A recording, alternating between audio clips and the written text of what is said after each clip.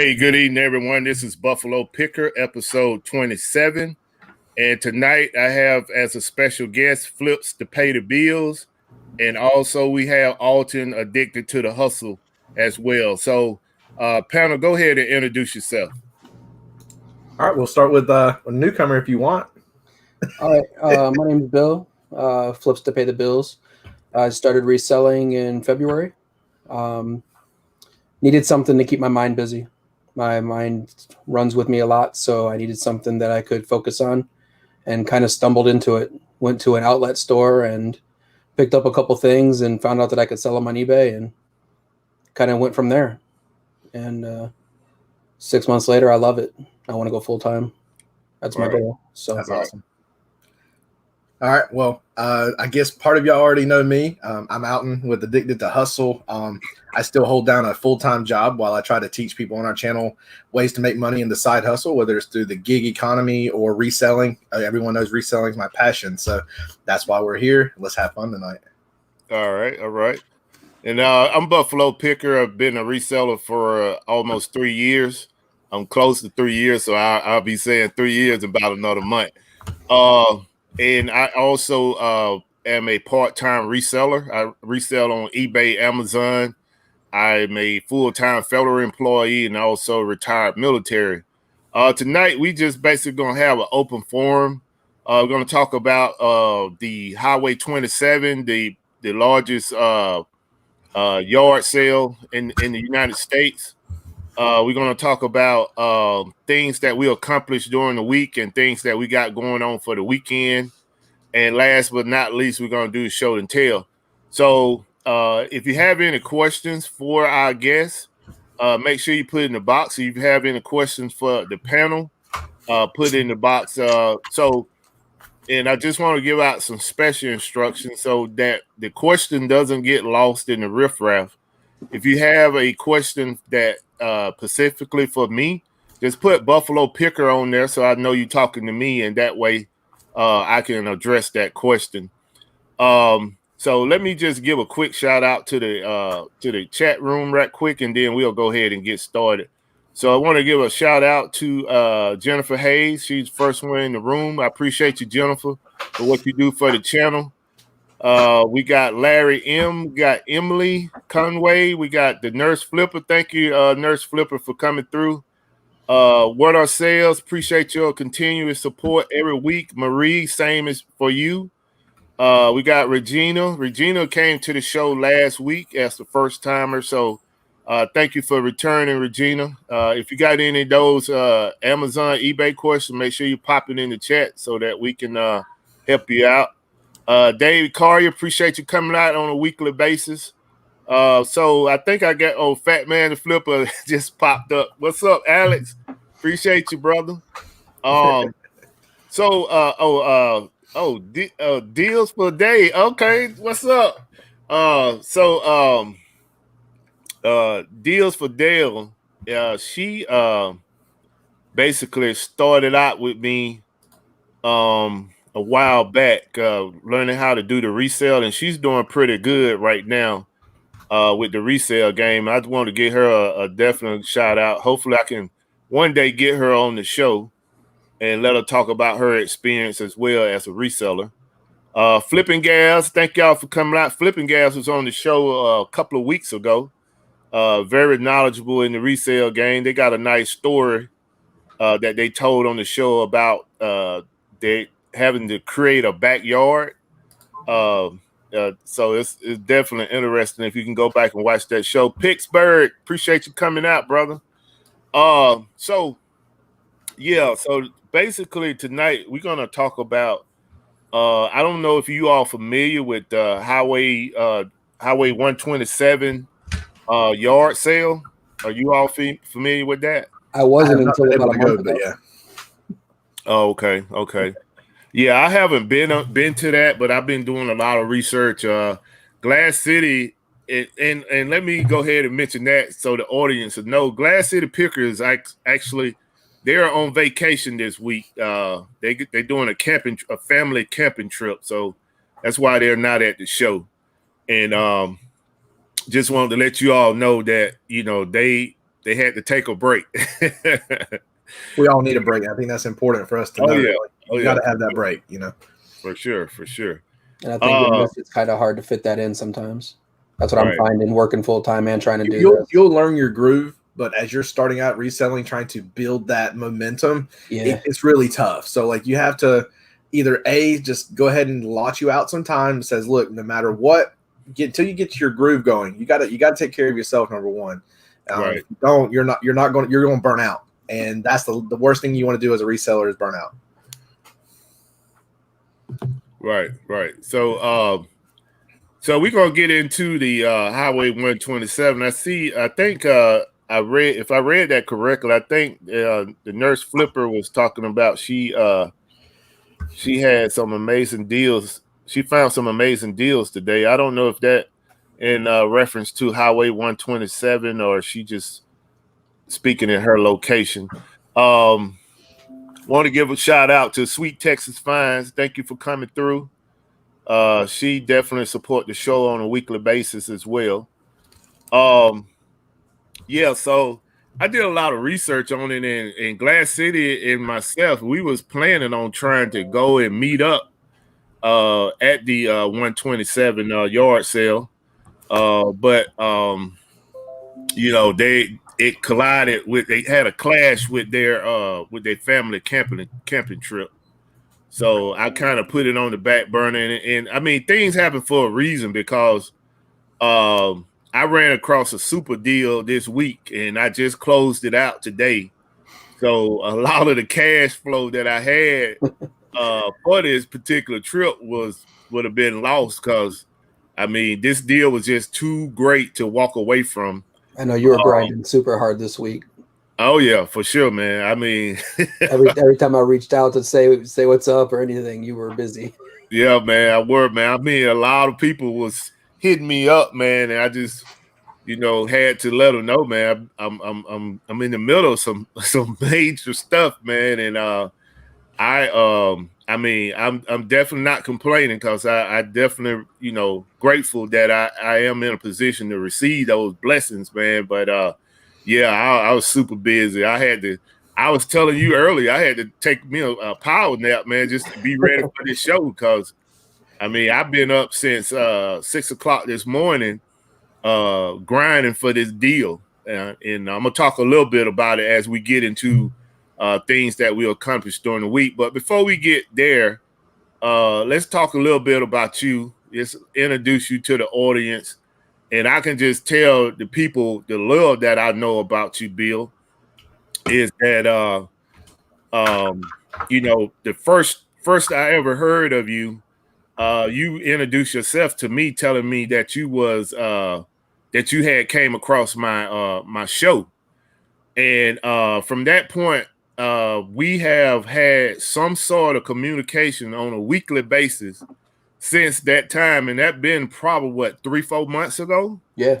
And I'm proud of what you're doing with the resale game, man. With everything that you have on your plate, I mean, you're definitely making it happen. And I'm looking at your numbers. Trust me, when you post those numbers up, I'm watching it. I may not put in a comment because I don't want to be a distraction, but I'm watching it. I'm like, okay, I see you.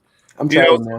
So basically, what I wanted, the first question is what led you to the resale game? I kind of stumbled on it, but then once I stumbled on it, I'm a person that goes into a hole.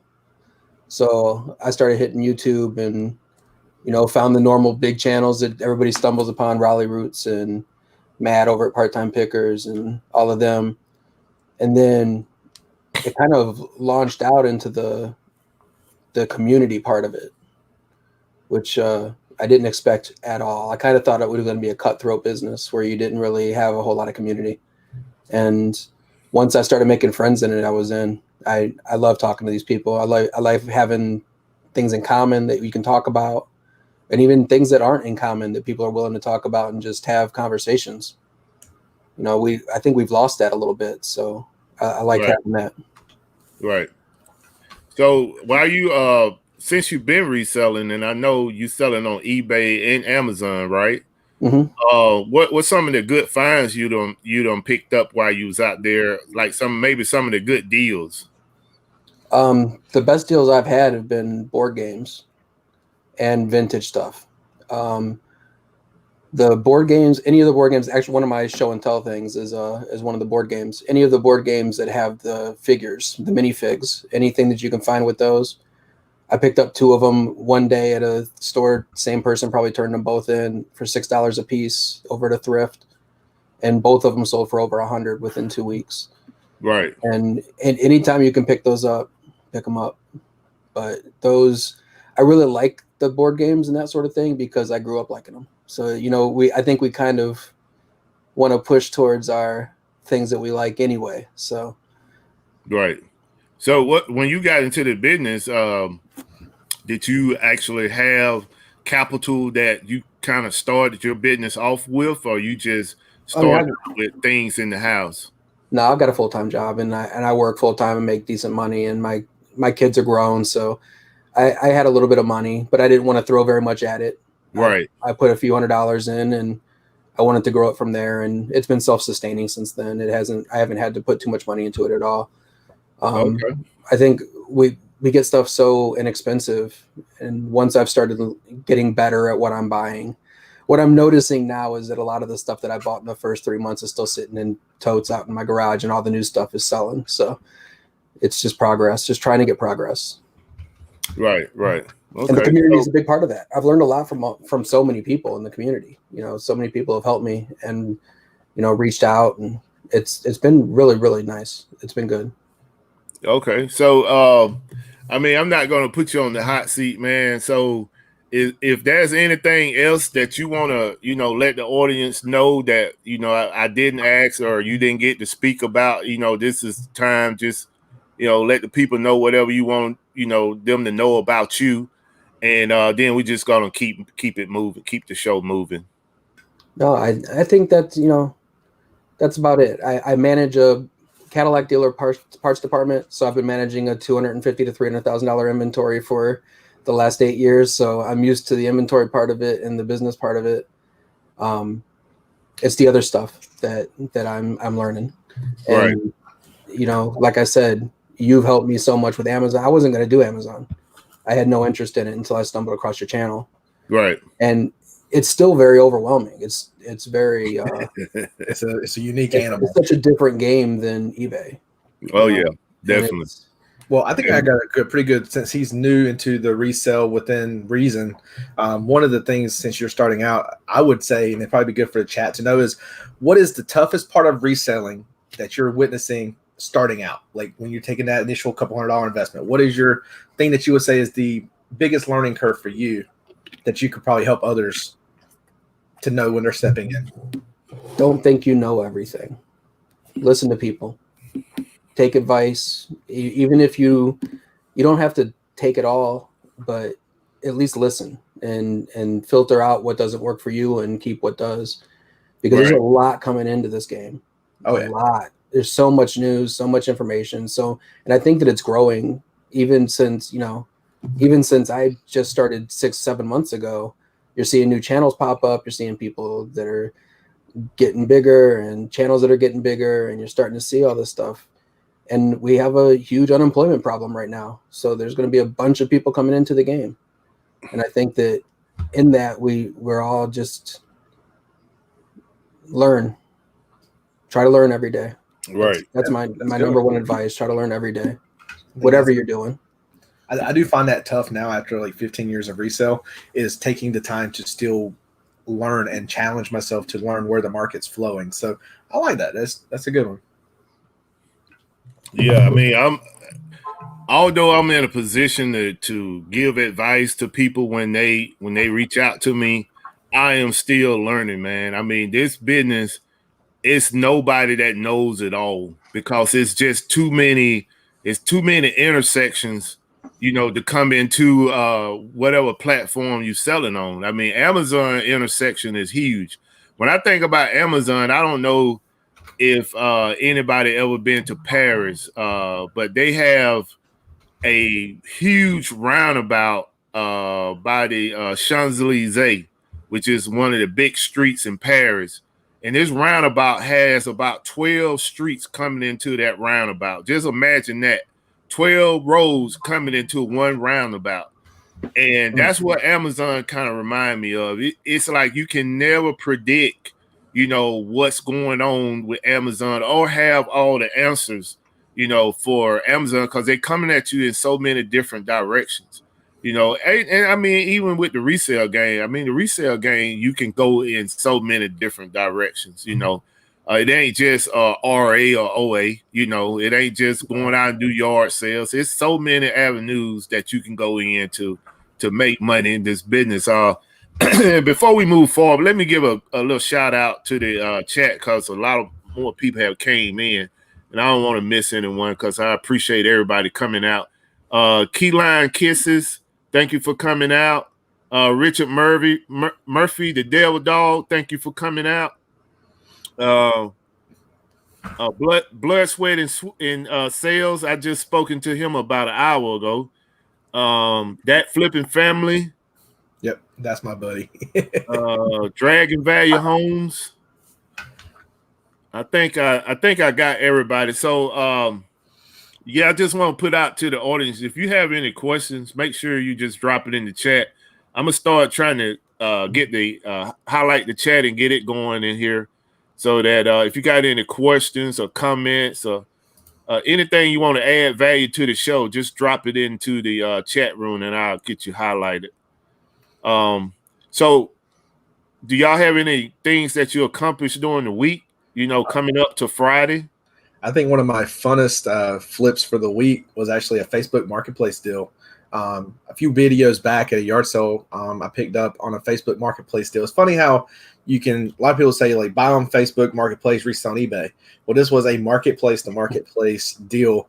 And I actually ended up buying 3 Nintendo DSs for $25 with chargers. And I bought like 16 plus games. So what I ended up doing yesterday, I sold one of them with 16 games and the charger for $160. Now I got 2 systems that I don't care when they sell. I'll put them for $40 a piece, and I'll make an extra, $80 on top cash on a $25 investment. Like, money is out there. We just have to know how to find it and get it and be willing to wait for the people who want it. That's part of it too. The game is knowing when to hold and knowing when to go ahead and get through it. So, yep, it's just like the stock market. It really is. Yep. That's one thing I definitely like. I like getting rid of stuff quick. I don't like stuff sitting in my inventory. I've had stuff that's 4 or 5 months old that I'm already ready to put on sale.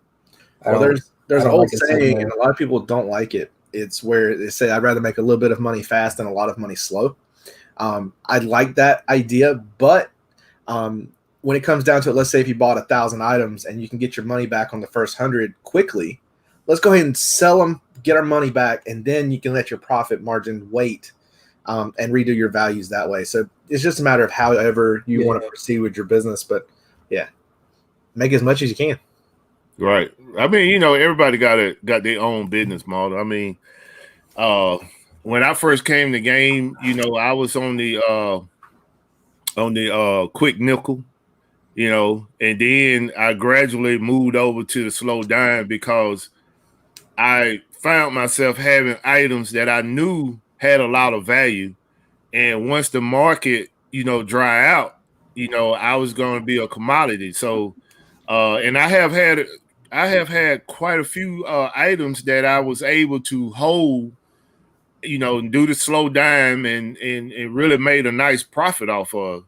Not saying that, anybody should, just jump in and say, hey, Buffalo said, go ahead and do the slow dime. That ain't what I'm saying. Not at all. I'm like, if you can afford to do the slow dime and you got an item that you done did your due diligence on for is knowing that this particular item, looking at the different programs out there. One of the programs I like to use is the Keeper app. That program right there, I go in there and I study the numbers. I look at the stats on how often that item sell within 30 days, 60 days. 30 days, 6 months, a year. I look at, what it sold this time last year. I look at all that stuff to make an informed decision on whether or not I'm gonna go ahead and do a yard sale on my item, or I'm gonna hold it and put it back in my storage for, when the market dry up. So, that's basically, my little idea of what I do. Not saying that it's gonna work for everybody, or that you should be doing it, Right. But if you're in a position monetary wise where you're not forced to try to move this stuff, or it could be a space issue. You may have limited space where you can't sit back and stockpile stuff because you still trying to get other items in to move as well. So if you don't have those necessities, then definitely don't take that advice. But if you do, it's some good advice to move on. Well, I think this weekend is going to make a big difference for me while I'm learning how to do FBA. I'm going to get my first shipment ready on Sunday. So I haven't done it yet. That'll clear up a lot of space in my house, just getting rid of books and getting rid of the things that are, decent ranked items that are here taking up a lot of space that I've been doing FBM on. Right. Okay. So you saying the books are the one that going to build your first shipment? I'm going to do books for a first shipment. Yeah, I think it's a good learning tool, and I've got quite a few of them that are under 800,000 ranks. So not to get personal into what you're doing with your shipping, but no. How many books do you have for this first shipment? Well, I picked up a truck full yesterday, so I've got as many as I need. Okay. All right. Well, I got four IKEA bags and 6 boxes filled with books yesterday, almost all of them textbooks and educational books. Now, I guess what I would ask is, if you're going to be sending them in, do you have a threshold as you're starting out is that you're willing to sit on for time? Because, the higher the rank, like the longer it's going to sell. What is your threshold as a new seller sending in? What would you for books? I think I'm going to go under 500,000 for what I'm sending in for my first. I think that's pretty fair. But a lot of the books, especially the educational books that I have scanned already, some of them have been under 10,000. So those, it's just, they're going to go in and they're going to sell. Well, but one thing I will say is my threshold for books for sure. I don't want to go any higher than that.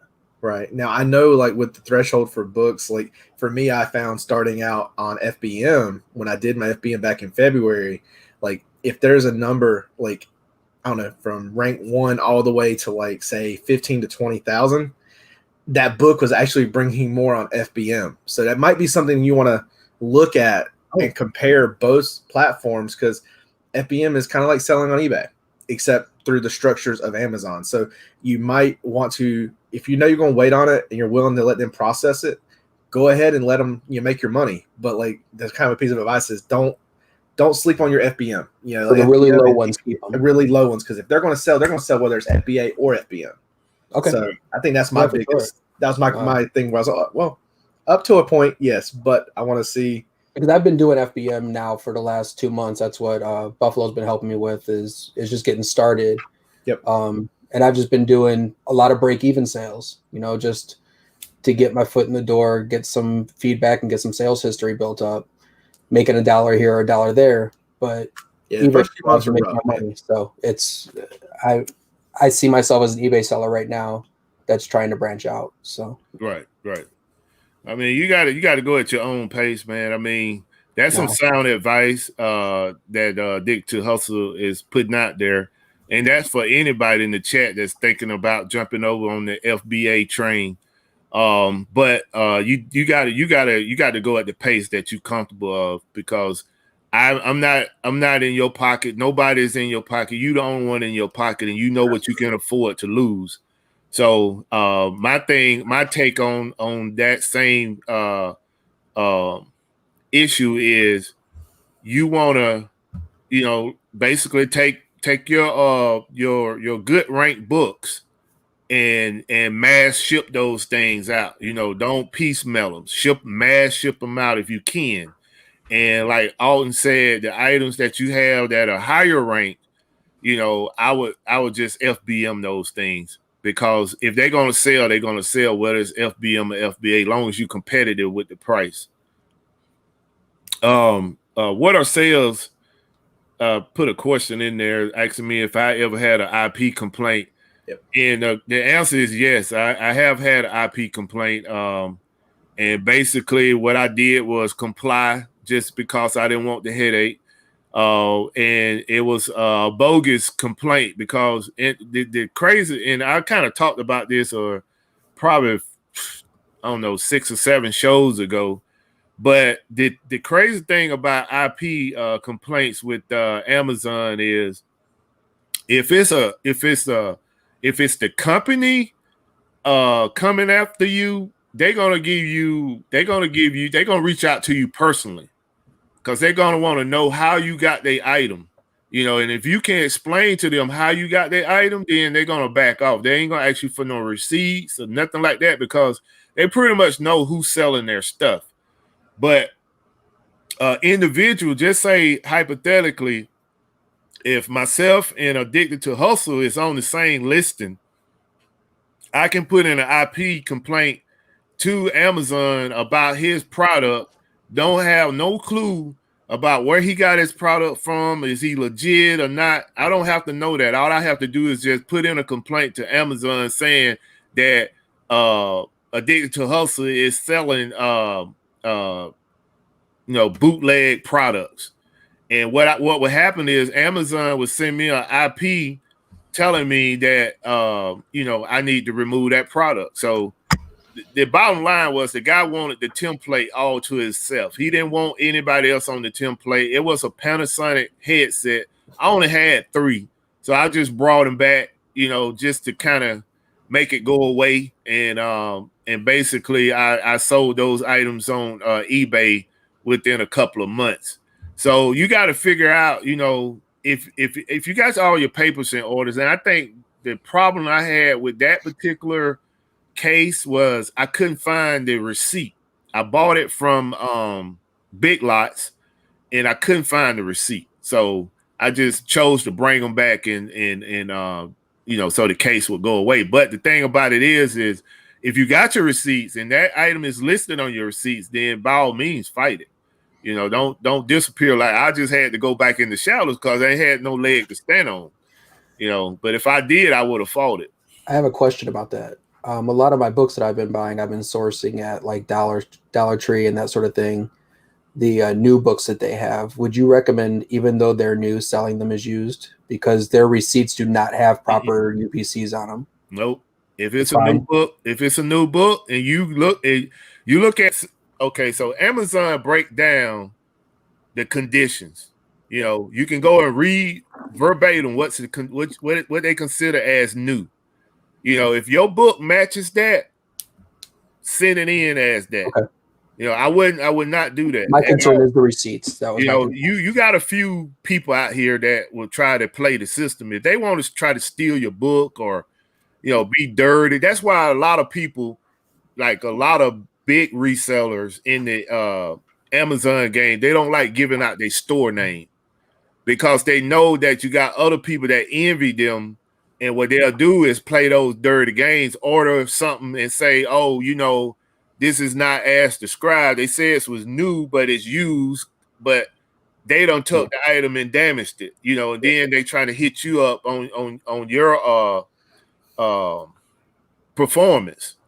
So that's the main reason why a lot of resellers don't like giving out they Amazon store name because of that kind of stuff. So if you ain't concerned about that, your name is not out there like that for your store goes, ain't nobody gonna be vindictive to try to say, well, we're gonna go get at Bill and try to bring his performance down. Then no, I would sell it as new, man. Okay.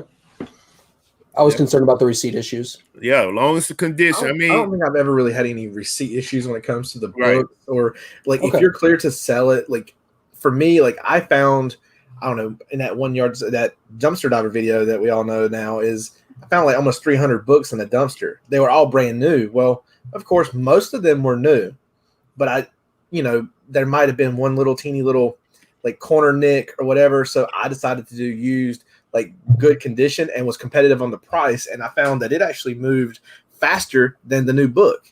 So you have to really make your decision on how you want to make your money.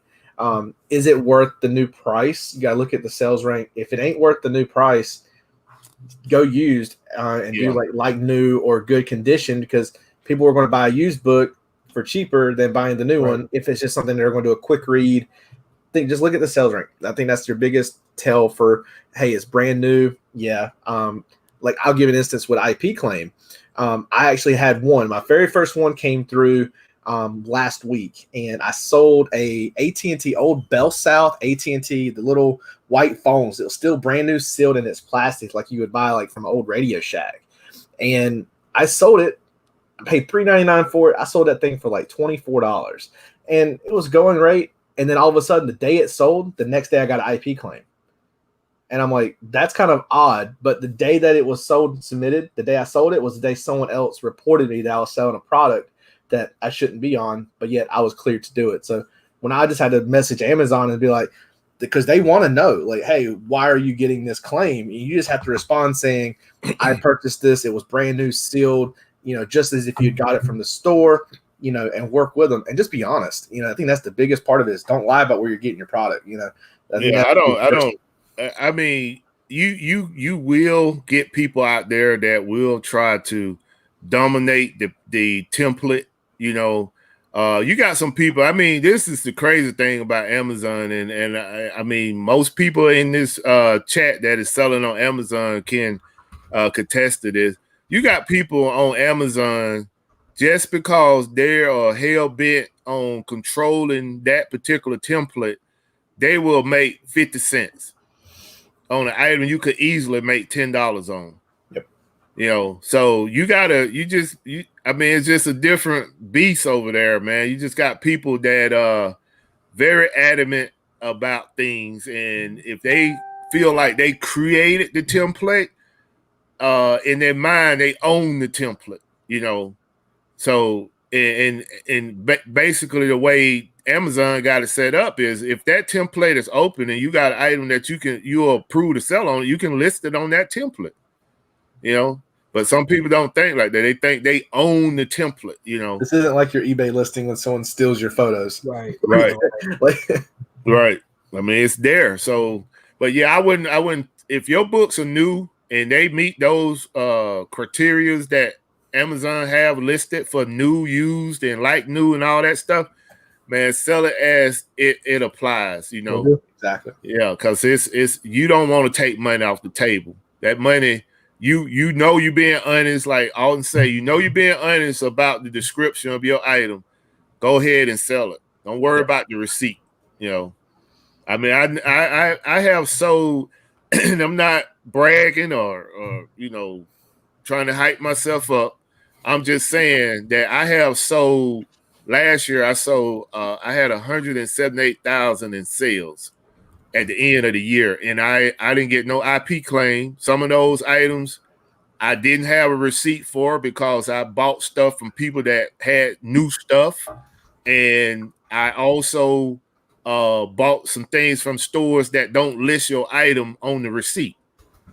So, and didn't get not one IP claim that year. I had the IP claim that I'm talking about the headset was the year before.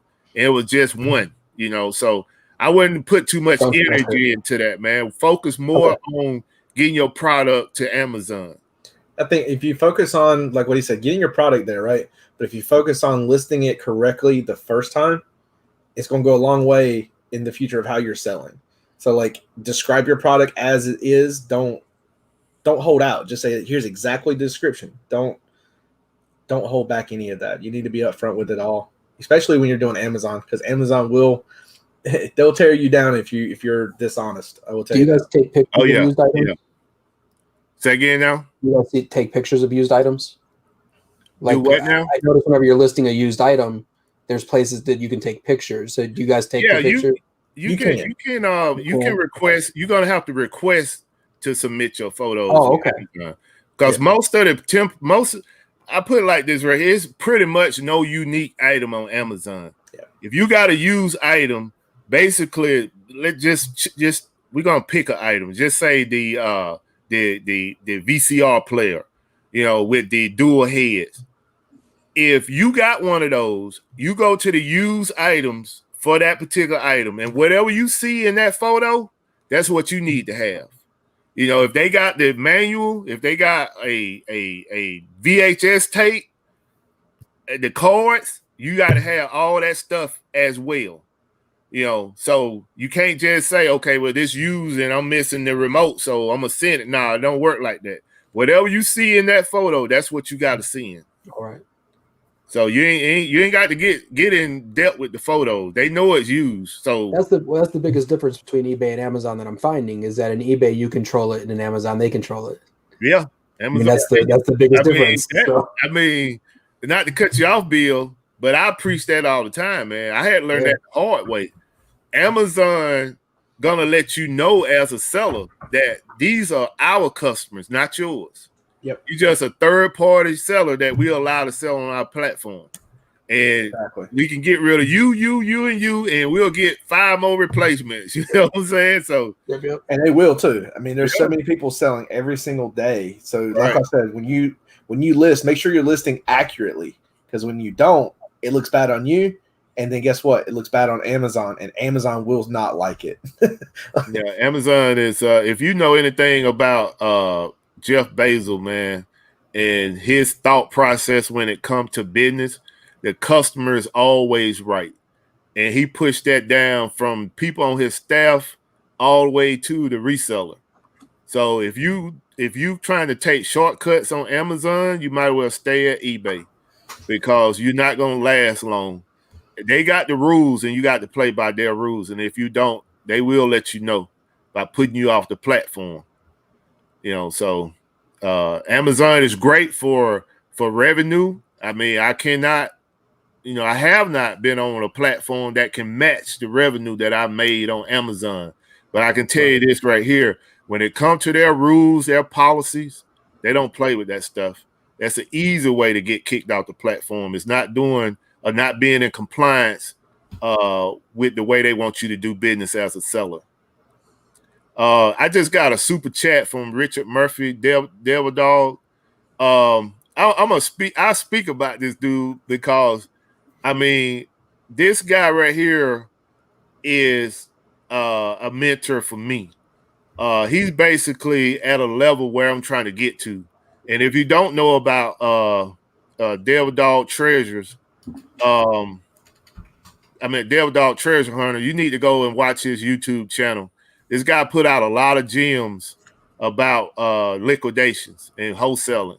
So if you're trying to get to that level, you just want to get into buying pallets and stuff like that, he the guy you need to be talking to. I mean, I talk to him almost every day. And in days I don't talk to him, either because he's busy or I'm busy. But if you want information about liquidation wholesale, this is the guy to talk to.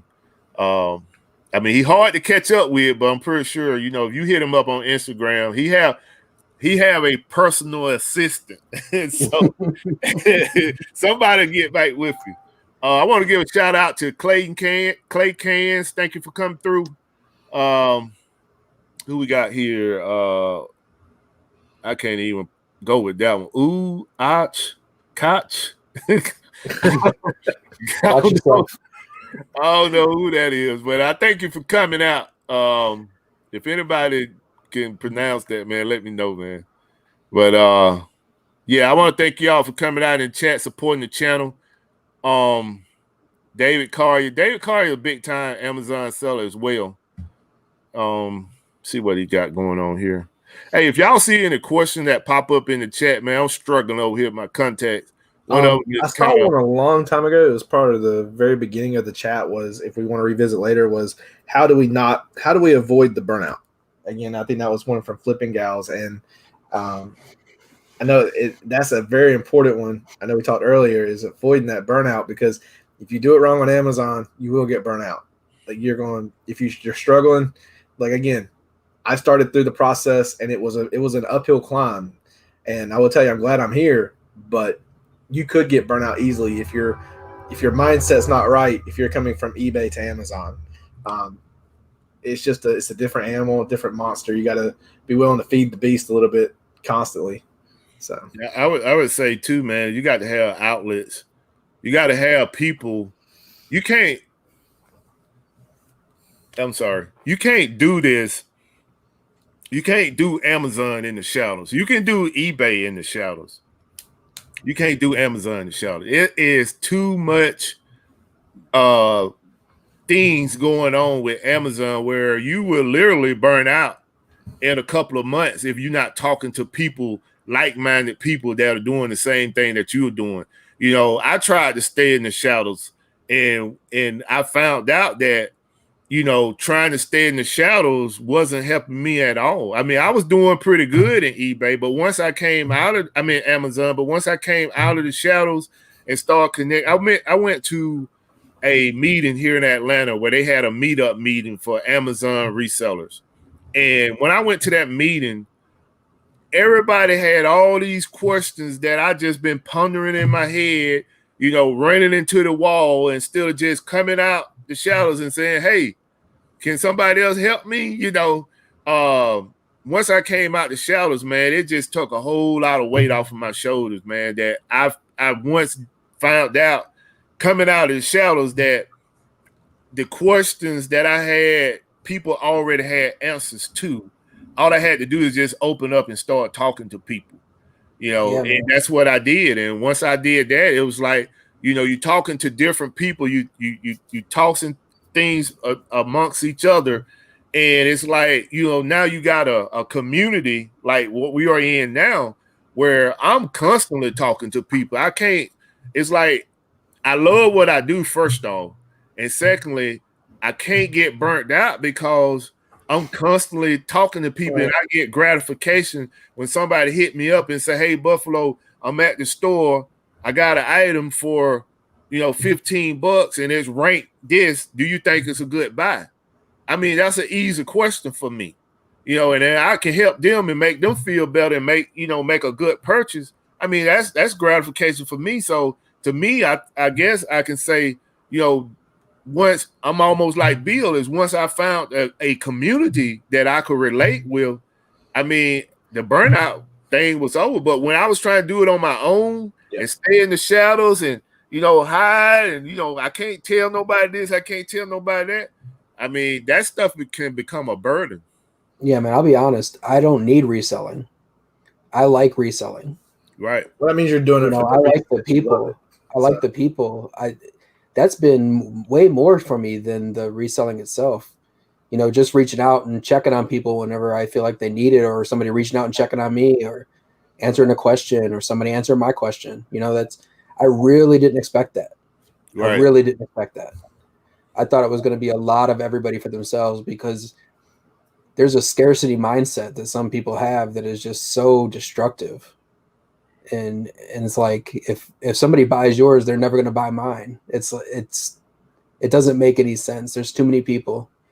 We live in too big of a world. There's no reason to, you know, on Amazon, you've got to protect some things. Oh yeah. But even in that, it's not, you're not going to not sell it. the biggest threat is people running your prices down and everything else. And you've seen it. It bounces back, and eventually it sells for the price you had it set at, as long as you're not running it down with them. It's just so much stuff and so many people. Yeah, Sue, she sells by Sue said that you can add photos to the used item. You know, I have sold used items, and I just basically look at the photo that they have, and if it's in relations to my item, or they have one additional item that I need to add, I just add that item and go ahead and ship it. But yeah, Sue just mentioned you can't add photos. I just never appliances. Is that what she said? She noticed it in appliances. Like, right. You can add it to a lot of the listings, especially like in video games. Like me being in video games a lot, selling that constantly. If you feel like your case might be different, you can put a notation in the description and say, see photo, this is what I have, if you really want to, for that, just to make clarification so you're within reason for your description. Okay, Devil Dog said eBay the same way. Don't care about your sales. Hey, I'm gonna bring in Devil Dog, Richard Murphy. What's up, Devil Dog? What's up, fellas? How are you? You got How you that doing? marine buzz cut, don't you? Yeah, but it'll be a beard come winter. Yeah, so everybody that don't know Richard Murphy, he go by Devil Dog Treasure Hunters on YouTube. Make sure you go out and check out his YouTube channel. And like I said, this guy is very resourceful if you're trying to get into the liquidation wholesale game. Anything, storage units. I mean, we buy 200 of them a year. We probably buy, at least 30 or 40 estates a year, full estates, not pieces, full estates. I mean, we picked up a huge estate this week. Plus, we picked up a nice liquidation load today. Load today had 245 brand new iRobots on it, plus a bunch of other stuff. I was happy about some free books. Killer load. Hey, let me give a shout out to the chat too. There's a couple more people jumped in here. I didn't even see Sue in here, but I appreciate you coming out, Sue. She Sells by Sue. She also have a YouTube channel as well. You can go check her out. I think I gave a shout out to Clay. Two Dudes Picking. He was on the show a couple of weeks ago, so make sure you go check him out. He have a pretty good YouTube channel as well. See if I missed anybody. No, I don't think I missed anybody. So Devil Dog, what you got going on this week? We got an estate to do. So if anybody's got TikTok, Hayden just put up a TikTok. So BP was talking about my personal assistant. He's more of a employee, young protege that I'm building up. Good kid, one of my baseball kids. He does a lot of TikTok videos. They're a lot easier to do a TikTok video than a YouTube video sometimes, especially as busy as we get. But he did a little preview. So if you go to TikTok, check us out, Devil Dog Treasure Hunters, you'll see the estate we picked up Tuesday. There's good and bads. The good part is there's probably 5,000 plus superhero action figures and packages in there. There's probably another 5,000 out of the box, hot toys, that kind of stuff. There's comics, baseball cards, sports memorabilia, movie memorabilia.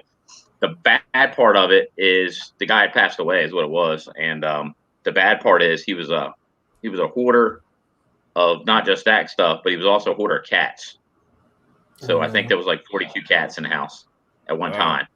Yeah, there's like 2 left, and they're gone today. So there's some rooms that the cats didn't go in, and there's some rooms they did. So it's one of the things where I made them offer. I said, look, I'll take what I want. I'm not going to take what I don't want. And they were good with it because they were actually gearing to throw it all in a landfill, believe it or not. And if you go to our TikTok video, you'll see the last video we just did. Hayden did a preview of one of the man cave rooms, and the whole wallpaper decor is nothing but action figures, covering the whole wall in packages. There's boxes of stuff. I mean, there's some incredible stuff. I mean, I was just pulling out drawers and finding. I found 3 guns in the house just pulling out drawers, pistols, just shoved underneath stuff. So it should be a good one. We do a YouTube video on that, and we get in there this week. The bad part is, when I get it all back, some of the stuff's going to be ruined by cats, I'm sure. And the house wasn't, I wouldn't say defecated all over the place, but the aroma of the amount of cats in there. I mean, one room was nothing but litter boxes for the cats. So that's the bad part. But what I paid for it, I'm not worried about it. There was a Rockola jukebox in there. So that was a big bonus for me. The bad part, it's a black label Rockola. So anybody familiar with Rockolas, there's 3 different colors on them. Black is the cheapest one. Mint condition Rockola black is going to be about $1,500, $1,400. That one probably needs a little bit of work. It looks clean, dusty. You can tell it's not been used for a while.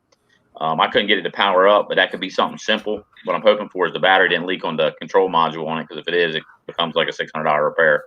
But I think it'll be fine when I get it back. And then we bought another big liquidation load today from the West Coast. Had over 200 brand new iRobots, basically $40,000 of retail iRobots, brand new in the box. And that was just 30% of that load. I mean, it was an expensive load. Don't get me wrong, expensive load. The iRobots will put me in a profit what I paid for that load alone. Okay. So that's what we got going on this week. All right. Let me give a shout out to the chat, man. We just had a ghost to show up. Kev, the Thrifting Lounge. Appreciate you coming out, Kev. Where you been at, man? Kevin, my man. You guy. He's still hustling. Yeah, appreciate you coming out, man. Yeah, so Bill, did you speak about what you got going on for this week? I think I'm going to drive out to the west side of Ohio and hit the highway, the 127. Okay. Go down south a little bit and Right. see what it's about. I don't know. We'll see. Yeah. If it's a bunch of resellers selling, I don't really have any interest in it. But if it's some actual garage sales and yard sales, then right, I'd be happy to spend some money. So yeah, I was watching a couple of the YouTube videos that was being posted by a few of the resellers from last year.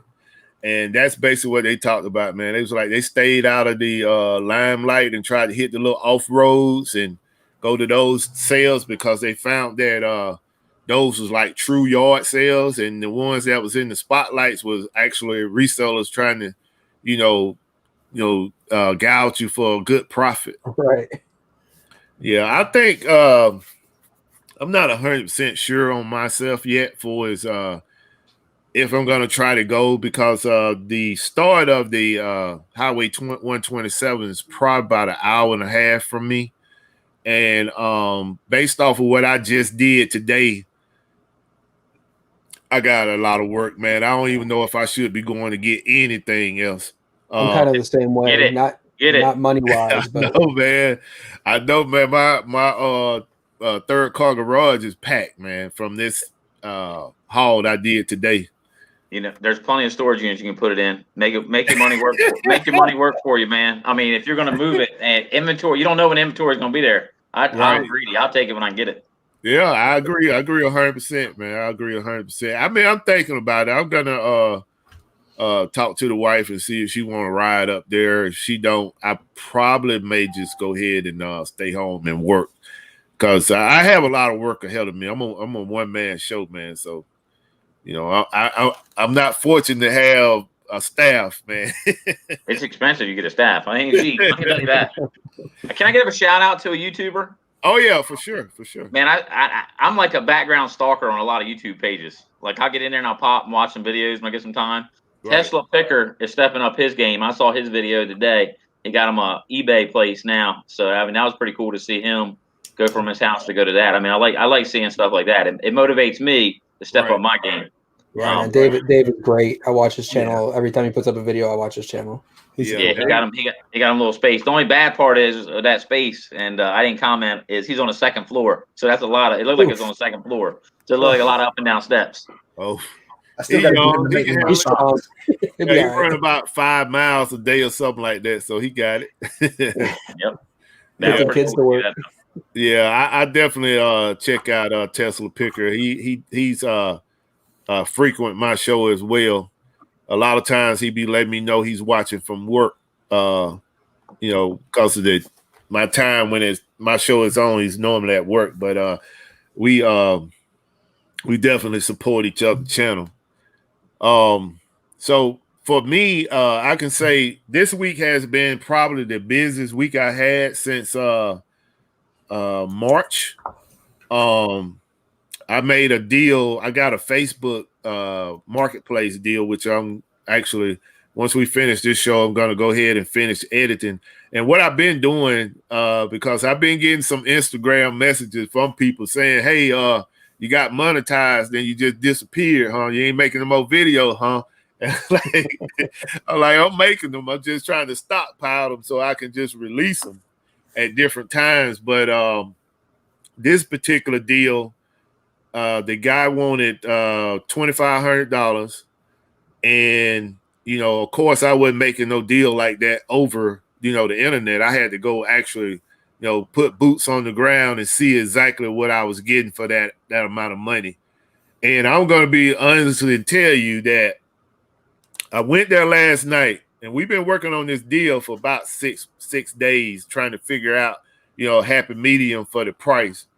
And when I went there last night, I was like, man, this guy got a lot of stuff. Well, initially this morning, I went to Home Depot and I was going to get a van to go and pick up the stuff, but they didn't have any vans available, so I had to get a box truck. And I'm glad I got that box truck, because once I got there and we started pulling the stuff out of the house, I started seeing stuff I didn't see last night. And I was like, he was like, yeah, man, I told you I had a lot of stuff. I was like, wow. So I'm not going to do a spoiler, but I may show one of the items that I picked up, and everything else will be on the video because I actually have to make 2 videos. I'm gonna make a video to show the haul, and then I'm gonna do a video to show you what the things comp for based off of what I paid for it. So, I mean, I was super excited. I couldn't hardly sleep last night, man. I was like a kid before Christmas. You know, that hopefully he don't change his mind or somebody call and give a better deal, you know, and you know, it's all for nothing. But everything worked out. So I was definitely hustling with that. And then I had another deal where I purchased I won an auction for some WWE items, and I won 432 of them.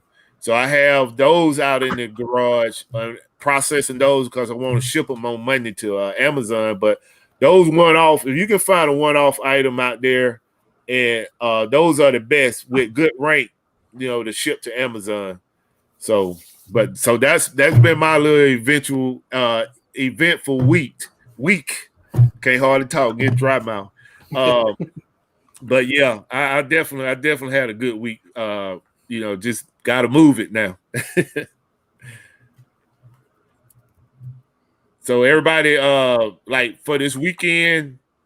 So I know Bill said he's gonna try to hit 127. Devil Dog, you don't do that, right? No, I don't have time. We're doing a little bit of pallet sales now. So we got a Bed Bath & Beyond load in. I had 23 pallets or something like that. 23 pallets come in last Friday. And then I was at baseball. I'm big into baseball with my son. So we were at a baseball tournament all weekend. I had a doctor's procedure on Monday. So I didn't get back to work till Tuesday, 3 days out.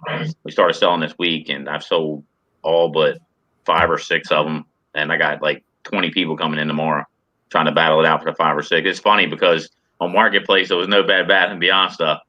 I started selling this stuff by the pallet. I'm not breaking it down. If I want to make the most money, I'll break it down, but I don't have time right now to break down. I've got 2 trucks coming in this week, and a state coming in this week, and the following week I got 3 trucks going in. So we got a lot of people that want to buy pallets, and there's nobody around us. So I said, all right, you will try a loadout, see how it works. And these people were just gobbling up. I mean, one lady's bought like 6 pallets from me. She bought 1 the first day, sold everything that day on Marketplace. Another one the next day, and now she's getting greedy. She's like, can I get 2? Can I get 3? I said, just buy the rest of them. Be done with it. Empty me out. So that's what we're shout out to Money for Mars. Thank you for coming out, brother. Jennifer giving you the business right now. Yeah, I definitely I got a call from your guy. I just want to let you know. I missed it, but I'm gonna reach back out to him. They're not open tomorrow, right? They're not open on weekends. Yeah, so I'll reach back out on Monday. He left me a detailed message, so I'll reach back out to him on Monday and discuss, basically the business stuff. Yeah, I sent you an email today with some West Coast loads from him that they're not worth getting. I asked him on one load, and the freight charges are still $7,000-8,000 on the truck from the West Coast right now. Freight charges are insane. That's with the train as well? No, so the rail has taken the burden of the high freight charges. So the rail's even gone up right now. So all freight. So you're looking probably after Labor Day when you start to see the freight to level back out to where it was. Even my 2-hour load away is costing me an extra $150 on that load, and that's only 2 hours away. But actually, so the contact I gave you, there's a new facility they just got out in Texas, which is probably closer to Georgia than PA is going to be, where that facility is if you did a straight line, road map. Yeah, I got hit up from North Carolina. Oh, you got North Carolina one too? That's where the person that contacted me was out of North Carolina. Yeah, so their main headquarters is there, and they rep the whole U.S. So okay. All their agents are in North Carolina. The phone number usually comes up in North Carolina. Right. But their agents they have agents that represent certain areas. So, okay, cool. Something like that. Cool. Yep. Cool. All right, good. I'm ready, man. I'm ready to make it happen. I can't wait to see the videos when you get into it big time and all them little clips you put in there with that. Hey, I'm ready. That's all I can say about that. And I appreciate everything you've done. I mean, I can't say it enough, man. Like I was telling somebody, the information that you have given me, man, people charge $2,000-$3,000 for that information. You know, Well, good. That's what's awesome about this community. Yeah, it's like anyone can do this, and you just have to have the knowledge, and we share that knowledge together as a group. So I love it. Man, something I'm finding though, I've got some friends that have like they hate their jobs, they struggle to do anything, and I try to introduce them to it, and they're just like they just shut down. It seems like a hard thing to recruit somebody to do. Reselling. I'm not sure why either. It's weird. It's hard because you're stepping out of their comfort zone. They've never had to be the supplier or the seller. They're always the consumer. And you have to flip your mindset when you got to really flip your mindset when you try to like be the seller and think business mindset. And a lot of people have a hard time from being consumer to business. I think that's one of the things that made it easy for me is I'm not a collector of things. I wasn't a consumer before. So I bought the stuff I needed and bought a few things I wanted, but it wasn't right. I never have to worry about getting a pallet of something and keeping half of it. Right. So yeah. My wife just sneaks pieces in at a time, like one little piece, and then I'll be a new decoration, then I'll turn into this, and then I'll see something that was on a pallet months ago come back into the warehouse for a sale, and I'm like, come on, man. Hey man, she said she got it like that. Or I tell you what she did. So we sold a pallet this week, and it was an umbrella on it, an outdoor umbrella from Bed Bath & Beyond, like a $400 umbrella. She had just ordered that like 3 days prior, and then got mad at me because I didn't tell her the umbrella's at the bottom of the pallet. Like I'm supposed to know. She's like, I just ordered that. I was like, that's why I told you to look at what was here before we started selling these things. Right. It's my money anyway, so it is what it is. Yeah. Oh my goodness. I tell you, I don't know if you guys saw it. We got a video coming out, and I talk about a scammer. We actually got, so I don't know if for those of you that actually look at my channel, we gave away $100 to a subscriber, a random subscriber. And a guy that won that, we got scammed. I'll tell the story real quick for you YouTube people that do giveaway. So we picked a random generator. Hayden pulled a random generator up. We did a live video on it, Facebook and YouTube. We picked a random winner, and the guy's name was Teddy Bean. The problem was he didn't have any contact information on his YouTube page. So we said, shoot us an email, and we'll send you your money. So he shoots us an email or through Instagram. We sent him $100. The next day, come to find out, that weren't even a real Teddy Bean. That was somebody that created an account, sent it to us. We didn't have any information to go. We PayPal this guy $100, this stupid scammer, which is, I don't know how we could have avoided it. The real Teddy Bean sent me an email through my website.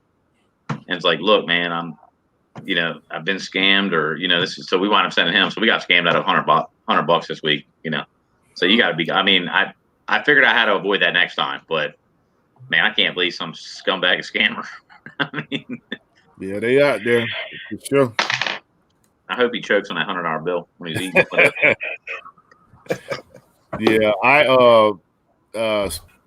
speaking on the comment that Bill made, man, I made a video a while back about that, man. You can tell, 100 people, man, only one may decide to do it. I started out with my family, man, telling everybody like, hey, this is what I'm doing. I've been doing it for a minute. If you want to learn, reach out, hit me up. Nobody won't do it, man. I mean, this what somebody told me though is that this ain't for everybody. No, everybody can't be a reseller, So it's a lot of work. If you don't like it, you won't do it. Right. Very true. Period. If you don't like it, it's easier to just go get a job. At all. Like, I'm the one in here by myself all the time in my office trying to get this work done.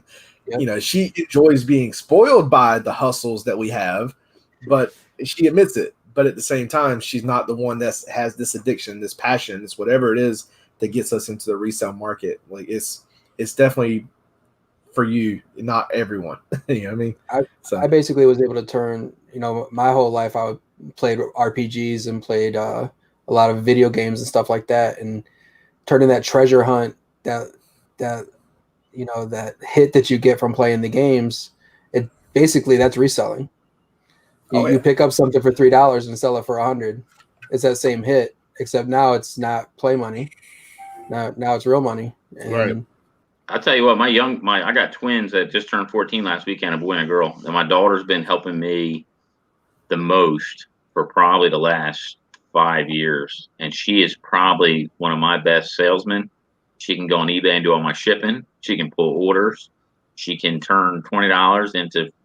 We'll be out, and she'll be like, "Dad, you know what? We can get." She'll have the phone out. My daughter, she'll be pulling the phone out and be like, "Dad, you know, we can make about $60 off this right here."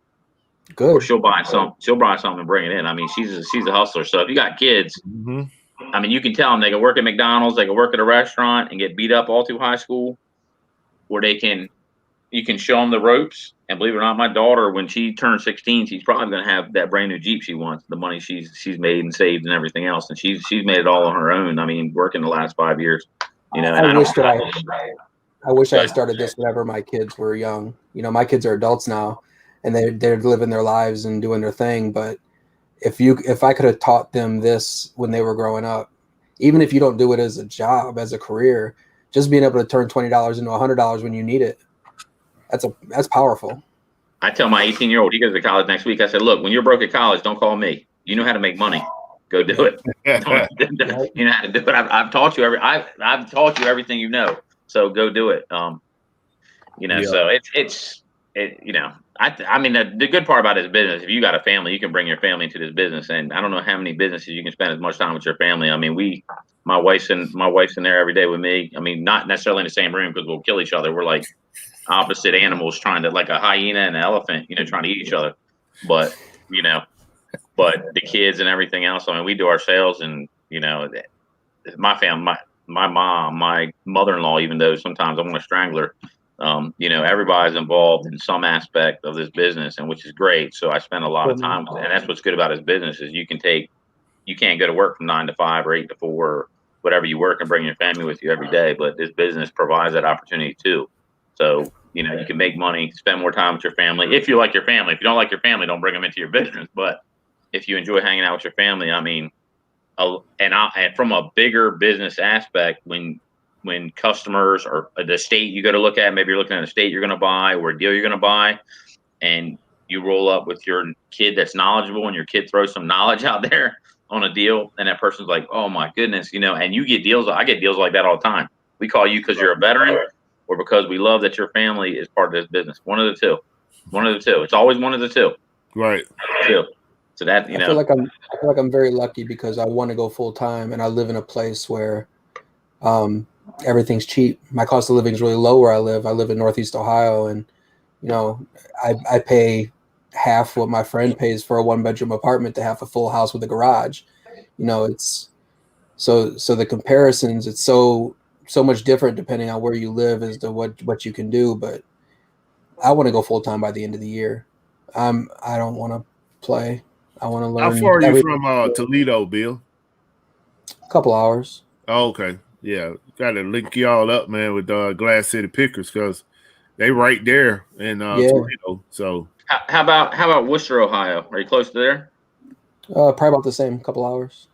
Really? I'm up near Cleveland, so there's a big liquidation place out in Worcester, a really reputable one. If you Google it, I mean, I'll check it out. Yeah, check it out.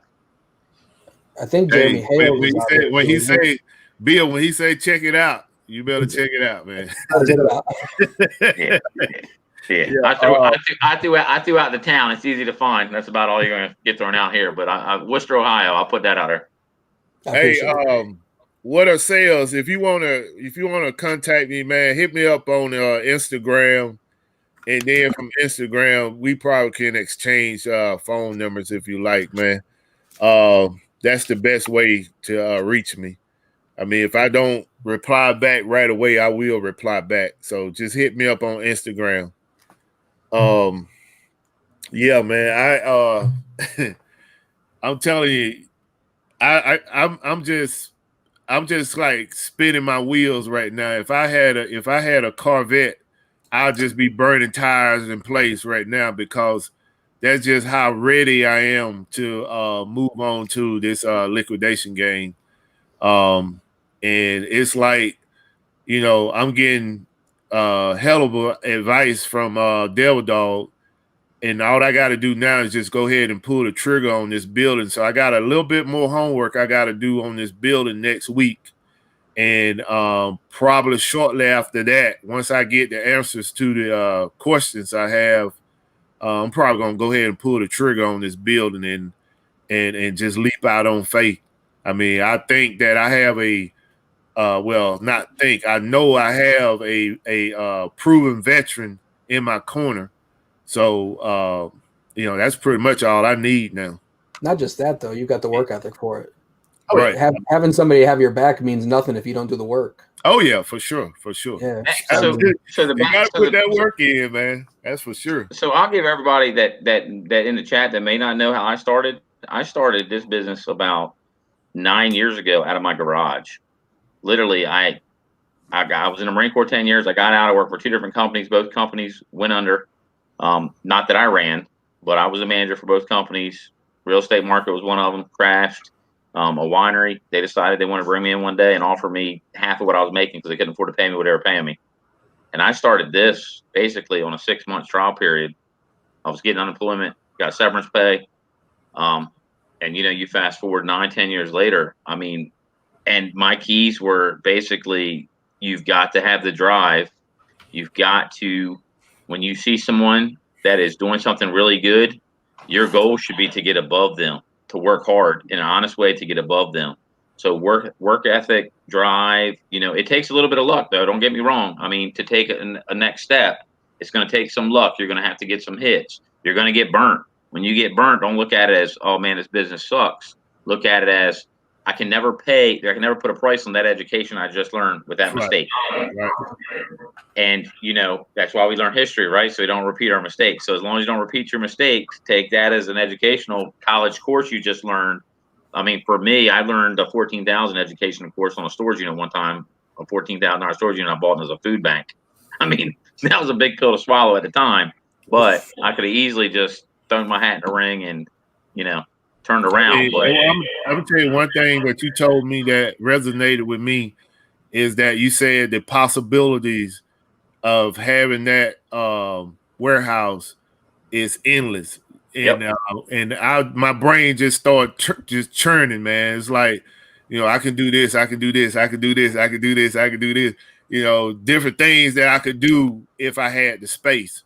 So, I mean, I'm like I said, man. I mean, probably maybe 2 shows from now, I'll be like saying, "Hey, I'm down." There you I don't know, but because I definitely take things by steps. I don't want to jump no steps, but at the same time, I think I'm laying down the good foundation and got the right people in my corner to make this happen. Yeah, I think that's the big thing in any business. If you're working for someone else, Bill, like you said, you wanted to be, go full time on your own, very shortly in the future. I mean, the big thing is in every step, it's the unknown that holds us back a lot of times. It's the unknown. You think of the negatives that come with the unknown. Well, if I don't make it, then how am I going to pay my electric bill and everything else? You've got to have the mindset of, I'm going to make it. I'm going to do what it takes to make it.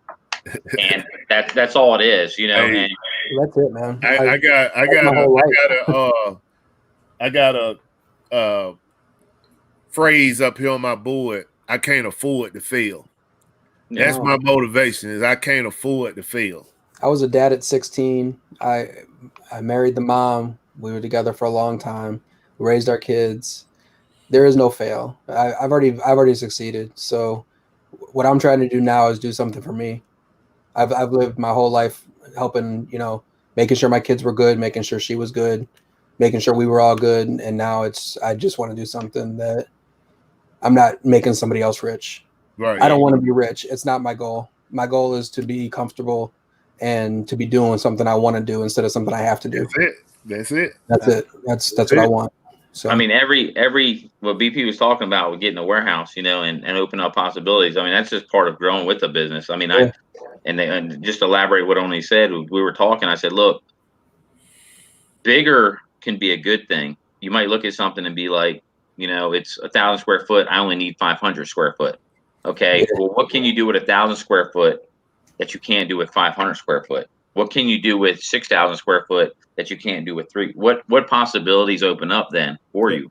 I mean, the conversation me and him had earlier this week was when I got my warehouse, my wife called me nuts because I was getting a 9,000 square foot warehouse, and she's like, you don't need all this space. And in my mind, I was like, I'm going to outgrow this space. I'm going to find some solution to make this space work. And now you fast forward 5 or 6 years, I'm like, I want 60,000 square foot. That's what I want. And she's looking at me like, you don't need 60,000 square foot. I said, well, imagine what I did in 5 years with 9,000 square foot. Imagine what I can do in 5 years with 60,000 square foot. Cause I'll be dangerous then. I mean, I'll be dangerous. How many employees do you have? So I've got 1, 2, 3, I got 4 full-time, and then I've got probably at least a dozen part-time, depending on when school's going on, baseball season, that kind of stuff. I've got a really good business model. I'm a veteran. I've got a lot of veterans that work for me. I got a couple of nurse that quit nursing to come work for me. I coach JV baseball at a high school level. I coach 13, 14-year-old level travel ball. So I've got a farm system of baseball kids too. And that's where my part-time help comes in. Hayden, the guy that does all my YouTube for me, he graduated from high school a year ago, and he is working for me while he's going to college. He's the one kicked me into this whole social media. Hey man, we got to do social media. These kids are getting early college anyway. The problem is it's time with me, but can I make 15 full-time employees work? 100% I could. It's just a matter of I'm comfortable where I'm at. I know where I want to go right now. When I get to this level, then maybe I need to hire some more. I mean, we're talking about it. So I'm working on this rebranding image for my company now. I'm trying to rebrand everything, all the same logos, all the same this, because I'm at that level now where we created a logo for our business card. We created a logo for Hayden created a logo for the YouTube page. Our web developer created a logo for there. So with our business size, I'm trying to rebrand everything and make everything consistent across the board. So, these are just goals as you grow. You might, look into it. A little bit of money you spend now, how's it going to pay off 5 years down the road, 10 years down the road? But I mean, that's where we stand. I love what I do. I don't mind helping people out. I can definitely see where the growth gets addicting. Yeah, I remember saying if I get to 400 listings on eBay, I'll be happy. And then I got to 500, and now I'm close to 600. And it's just like you just want to keep making them leaps to try to, just get more. Yeah. And it took me. So I always had 1,000 listing barrier on eBay, and I was like, man, I can never get to 1,000. When I get to 1,000, I sell 20 things and I go right back below it. I can never consistently keep 1,000 things. So that was my first step when I said, okay, you know what? I am hiring one person full time. All they're going to do is eBay. That's all they're going to do. My shipping, everything. And then it turned into 2 people doing that. And we were on a really good roll, and then a pandemic hit, and inventory sort of got slim for a little bit. And then I said, okay, well, how am I going to get this inventory? So then I said, you know what? I've always dabbled around in liquidation. I'm going to get serious with it now. I'm going to start turning truckloads, and then it turns into this. So it's just a matter. The more you grow, the more headaches you're going to get. I mean, that's part of the business. How much headaches can you deal with? It's not about money with me. I want my kids to be able to go to college if they choose to go to college. I want to be able to travel with my wife. When I retire, my ultimate goal is to retire at 55. So I've got 13 years to get there. I'm not there yet, but I got 13 years to get there. Now, if gold keeps going up and silver keeps going up where it is, I might be retiring before I turn my next birthday. I got kind of lucky in the worst way, I guess. But I just started in February, and then March we shut down. So I had to learn how to get stuff. How am I going to find things? How am I going to do online sourcing? How am I going to do RA? And then reaching out and meeting other people and seeing what they're doing, and not having thrift stores to go to. Everything shut down where I'm at. So it was. And here's something else. How many people? So if you do eBay, the ones that do eBay, think about this. If you sell enough on eBay, how many times has somebody bought something from you on eBay and says, hey, can you write the eBay number on outside of the box so we can process it early enough? They're just buying your stuff, flipping it, for other stuff. So just think outside the box a little bit. In a situation like that, I was in the same way. I'm like, man, I'm used to having, thousands of things waiting to be listed, and now there's nothing. So sometimes it just takes being uncomfortable in a situation to think outside the box. And now your business may end up growing more than ever because of all the liquidations from so many places closing down. I mean, what's happening now is you got so many stores shut down now that you guys are probably going to be busy as you want to be. Well, we're busy anyway because of liquidation. So I don't want to hijack your show on liquidation, BP, but No, it's good, man. I mean, hey, you know I'm all ears when you start talking liquidation. The thing with liquidation is you always have seasonal. So right now, exports, imports into the U.S. are starting to open back up a little bit, but they're not fully open. So some countries can't ship to us, that kind of stuff. Stores are struggling, but in the liquidation world, the inventory is always going to be there because you have seasonal goods. Everything has a shelf life, no matter if it's a vacuum, it's a piece of clothing, it's something that has a shelf life. It can sit on my shelf for this amount of time. We have new product coming in behind it. It's gone. So think about a store like Walmart. There's thousands and thousands of Walmarts, right? So they've got stuff ordered a year out, a year and a half out. So they already know what they're getting in, not this Christmas season, but the following Christmas season. That stuff's ordered, paid for, and being made right now. So this stuff has shelf life. They don't sell through it, it goes to liquidation. So there's always going to be a big quantity of liquidation. I think for the people that want to try pallets, what's going to hurt you shortly is going to be this new A&E show that come out. I don't know if anybody called it Tuesday night. It's called Stream Unboxing. It's probably the most boringest show I've ever watched in my life. Like literally, I watched the first episode and 10 minutes the second one, and then I was like, man, I got to turn this off because this is just. It fits the whole Storage Wars concept. I was there when Storage Wars hit the market. I was a storage unit buyer pre-Storage Wars. We went from 10 to 15 people to 150 people overnight with Storage Wars. BP bought this for $500. Oh, I can get this. Oh, Buffalo made $3,000. Well, Buffalo ain't sold one thing yet on TV show. He ain't thrown no trash away. He ain't paid no help, and he ain't showed his time.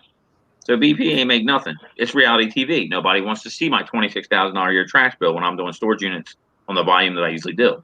No one wants to watch that boring stuff. Pallets are going to be the same way. Everybody watches it. You watched it Wednesday night.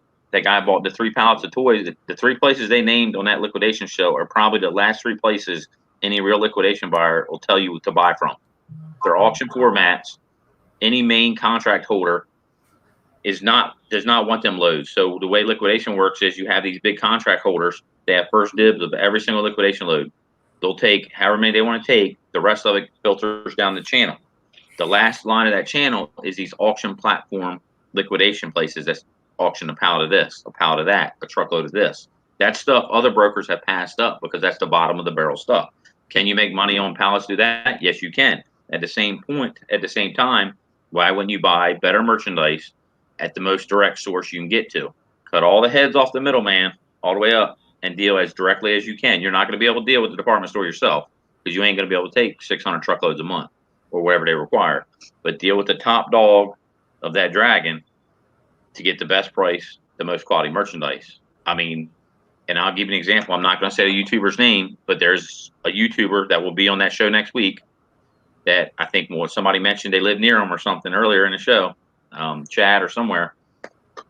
They did a video. They went down to a liquidation place, and I won't even name the liquidation place, but on their channel, that liquidation buyer that they were buying from admitted that his supplier cherry picks everything small for Amazon, eBay, and then sells it to them, and then they sell it to this YouTube channel or whoever walks in their liquidation place.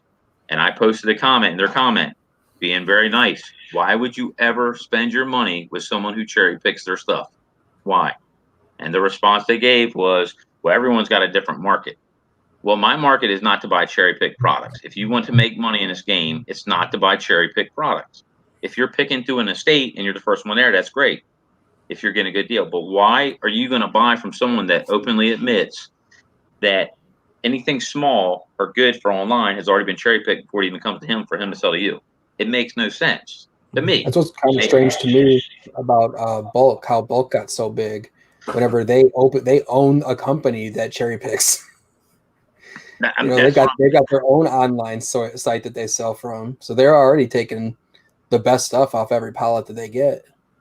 Yeah, I mean it's and that show, and I'm not saying that people on that show are bad by any means. It's reality TV, but anybody in the liquidation game that buys in the volume I buy in will tell you that you're not getting 90% on returns and new products across the board like that show. Oh, I can get 90%, we can get 80%. It's not happening. I'm telling you right now, it's not happening. I talk about a liquidation load that I bought, this week that'll be in next week, hopefully. 245 iRobots. These retail for $299.99. You look at eBay, the closest comp on them, brand new, somebody selling for $229.99. Amazon selling them $2.99, and that guy's probably sold 74 of them. When I get them, I'm going to sell them for $1.99. I'm going to kick the other guy's butt all day long because of the price I did. It's not about me getting top dollar, but and that's brand new, good quality product. Now, Don't get me wrong, some products better than others, but in a liquidation game, you're usually selling new product at 50 to 60%, 95% of it. That's where your price point is. So you need to be buying in that range of, that lower range as low as you can get, because you're going to get a lot of new product that's dead stock. I mean, I mentioned that to the YouTubers in a comment. I said $2,000 of MSRP retail that's dead stock is $50 of MSRP retail if it's dead stock. Some things don't move. Yeah. Some things don't move. So you can give me all the MSRP numbers you want. If it's dead stock, it's dead stock. I mean, that's just part of the game. So there was a couple little tidbits for liquidation people that were interested, but I think pallet prices are going to go up now the show's out. So they'll go back down once people figure out what they have to do whenever they buy one. Yeah, I mean, if you want the best deal, make the most money, buy as much as you can at one time, because the more quantity, it's like anything else. The more quantity you get, the better the deal is going to be. But if I'm buying pallets, it's going to be at a set price from the top of the dragon, as top as I can go. It's not going to be from somebody. Brokers, here's another piece of advice on liquidation. A lot of brokers, big brokers, will have smaller brokers that'll broker their loads. The big brokers will send an email out. Then half hour later, you'll see another email from another broker with the same exact load with an added on price. And then you'll see another one with another thing. And all they're doing is buying it from that direct broker that you could have bought it from to begin with. So make sure when you do your research, that's where research comes into play. Just make sure you're buying at the top of the chain that you can get. If not, you're going to pay more than you have to pay. And I've been guilty of it. I was guilty of it at the beginning. I've done it. But pallet shipping companies, do you recommend? What pallet? Which question is that? Crockett. Crochet. I can't really recommend a pallet shipping company because I buy truckloads. And I'm not trying to hide anything, but I buy truckloads. So a lot of big broker truckloaders sell by the truckload. They don't sell by the pallet. But I can tell you, I'll give you a type of load if you're looking at pallets that you can make money on. If you can buy the pallets in the $400 to $500 range, Target unmanifested general merchandise loads. That's about the gem of the night I'm going to give you right now. Target unmanifested general merchandise loads. It's a large variety. They come on them pallets, everything from clothes to some electronics to toys, everything. But if you can get them pallets in the $400 or $500 range, and you can get the right source to get them from, and you can sell. Now, it's not all going to fit online. So for the online people to think I'm going to get this whole pallet and everything go online, it's not going to work like that. If you have 2 or 3 multiple channels to sell that from, Target is some of the cleanest liquidation loads in the market when it comes to used goods. Target has some really clean loads. That's where I started. We make a lot of money off Target loads, but Target general merchandise, unprocessed pallets, you can make money on. If you can do flea markets, you can do yard sales, you can do warehouse sale, and then you can pull what you want for online.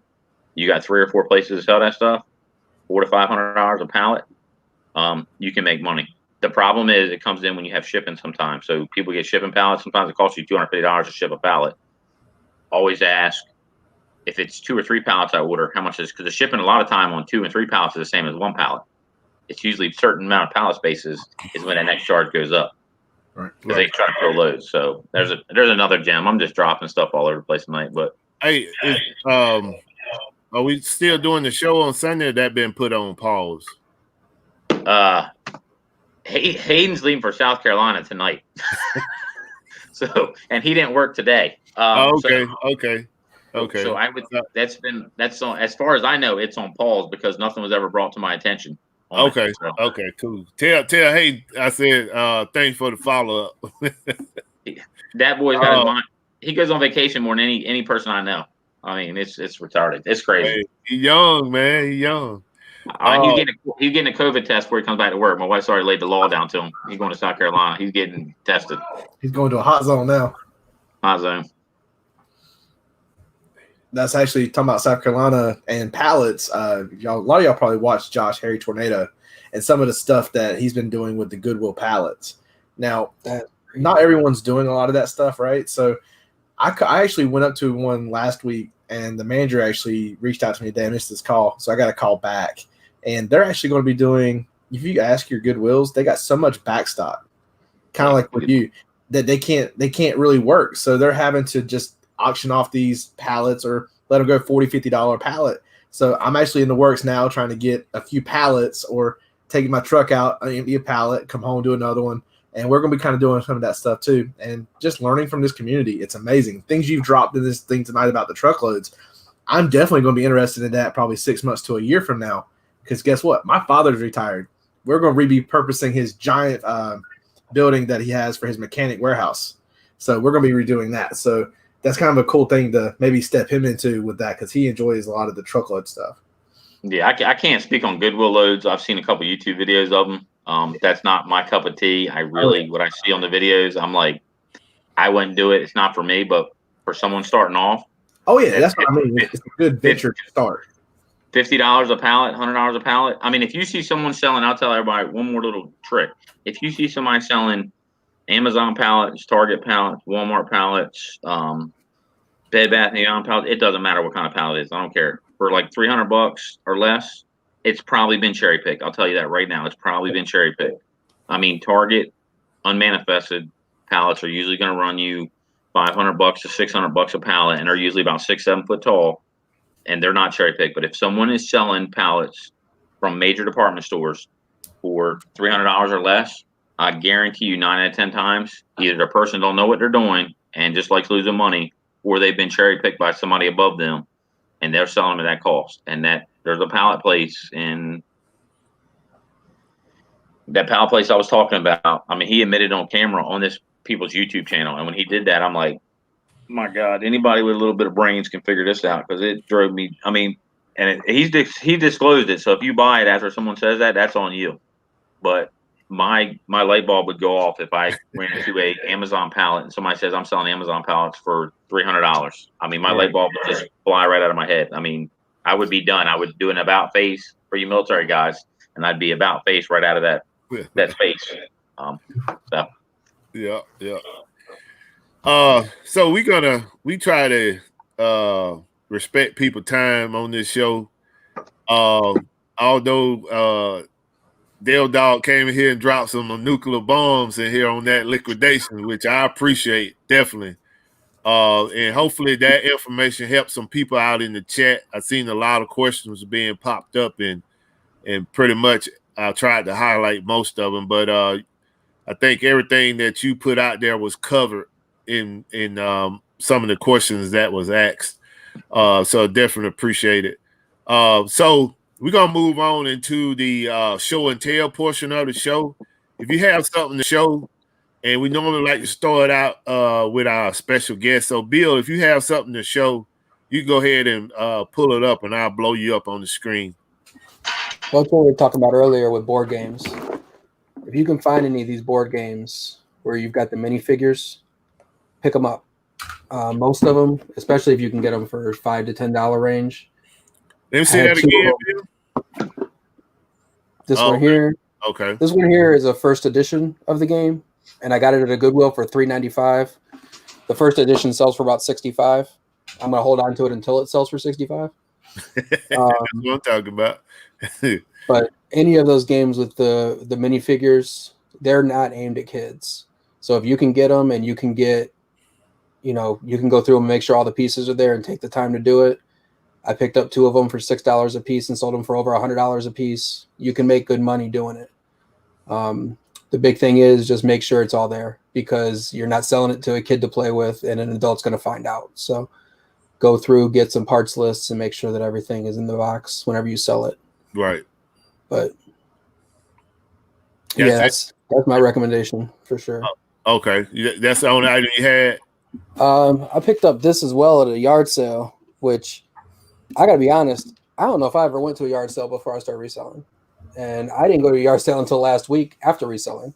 Right. So I picked up this complete box set of Buffy for $4 at a yard sale. Right. And everybody was telling me that I needed to go, especially Kat. She was on me about getting out there and doing it. But I was a little worried because not having my phone to be able to comp and that sort of thing, as a new seller, I didn't want to get in over my head with some stuff, but you don't know what you learned until you get out there and you have to do it without the tools. So it was really eye-opening to me how much better money we can make by going out there and hitting those yard sales and garage sales over the thrift stores. Yeah, I was just comfortable in the thrift stores, so being comfortable there, for sure. made it easy for me. But I felt really good going out there and actually making some good buys and not really losing it on any of them. So, do you use the Treasure Map app for those yard sales?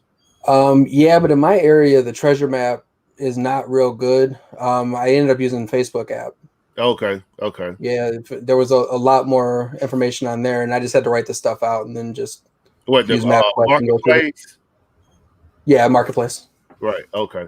Yeah, my Treasure Map normally only has about maybe 8 to 10 in my area within 50 miles. Right. And you look on Marketplace and they're everywhere. So people just aren't using Craigslist in my area. Right. Okay. Yeah, I had some of the same successes using the Marketplace over the Treasure Map, man, because a lot of people just don't post on the Craigslist. Yeah, I think it's dying out here for sure. Right. Marketplace has so much stuff on it now. I mean, that's where I found those books at. The free books was a Marketplace deal. Okay. So Alton, you have anything? Yeah, I have one item I picked up. I believe it was last week. It's actually just little. I guess these are limited print NHL Turvises. If you can pick these up for cheap, they sell anywhere between $15 to $20, as much as like $35 to $40 a piece. So I still have to get the writing off, pay $3.99 for it, and it still has the original brand new NHL official logo. So that's my gem for the week. Is that's a Goodwill, you said? Yeah, I found that at Goodwill for $3.99. Okay. And this was a brand new one. So in used condition, they're still selling $15 to $30. So it just depends on the range and what you're willing to how fast you want it to be sold. I think I'm going to post that one up on Mercari for like $25 plus shipping. And right. Okay. Dale, I know you don't have anything. I mean, you can't bring a pallet in the house. So hey, I can show my TikTok video with the state stuff. Hold on. Let me blow you up. What you got? This is a teaser for the video we will do. Can you see? Hold on, let me see there. Can you see the phone? Yeah. I'm gonna hit play. Maybe. I figure how to. There we go. So this is what that man's whole wall looks like. Holy moly! Wow. That's just one wall. This is like one part of one room. It's just a little 20-second clip Hayden did, and there's this whole house is like this. That's ridiculous. Oh, it's crazy stupid, but I love it. I know that's right. I love it. I'm just telling you, it's ridiculous at the same time. It's crazy. I mean, that dude. I mean, we got some good stuff. I'm like, I don't know if you remember one of the first shows I was ever on with you, BP, and I was talking about, you love this business when you wake up at 2:00 in the morning, can't go back to sleep because you're already planning your next day and you're planning your next move and you're planning this. I mean, that's how I feel about the 2 deals I did this week. That estate, I don't start until Tuesday, but believe me, if I could sneak in there yesterday, I would have been there yesterday or the day before. So I ain't sleeping at all at night right now. And then this Amazon load today with all them new electronics and iRobots and stuff. I'm like, which way do I go? What was it? The cartoon with that? Which way do I go, George? Which way do I go, George? That cartoon back in the day. For older people. That's how I feel right now. I'm like, kid at Christmas, man. You got to have that kid at Christmas feel. Oh yeah, I got it this year. Yeah, I'm glad that feeling sticks around. I was wondering when it becomes a business, if it sticks around or not. Right.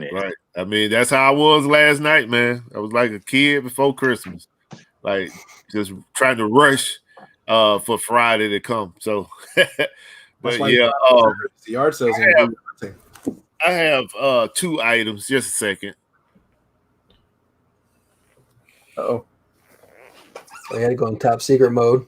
Yeah, he's like, let me just turn this camera off a minute. We just changed the show. He's calling in. Should we let him in?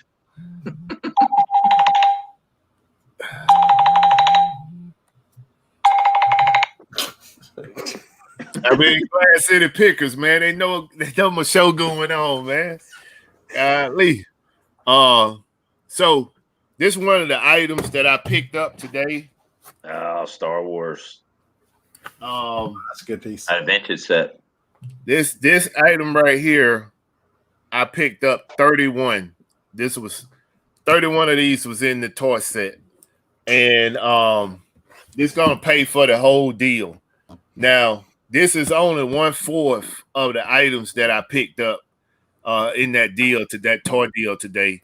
But when I calculated this particular item, if I sell it for the price that I want to, this is gonna pay for the deal. Was that deal all Star Wars?